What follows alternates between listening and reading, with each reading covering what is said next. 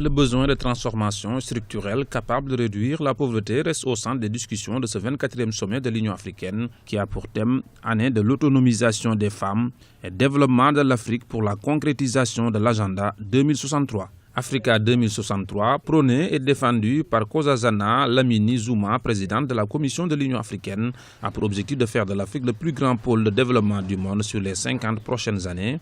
Lors du 23e sommet de l'Union africaine à Malabo, en Guinée équatoriale, en juin 2014, l'Union africaine avait renouvelé son ambition pour faire de l'Afrique le grenier du monde grâce à une modernisation de l'agriculture.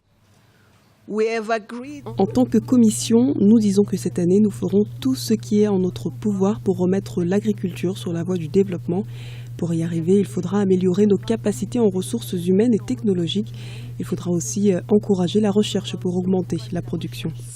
How are we going to improve the human resource in agriculture? La déclaration de Maputo de 2003 préconise de consacrer 10% des dépenses publiques des États africains au développement agricole, un moyen pour l'Union africaine d'encourager ses pays membres à se lancer dans une agriculture industrielle.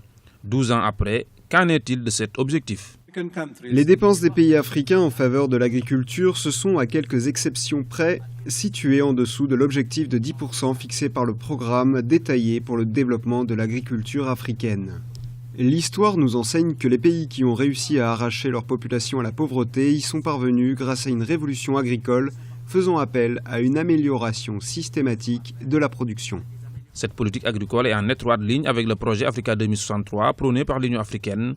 Africa 2063 offre une place importante à l'agriculture et la sécurité alimentaire grâce à la mise en œuvre d'un plan d'action pour le développement de l'agriculture et la mise en place d'un guide de recommandation.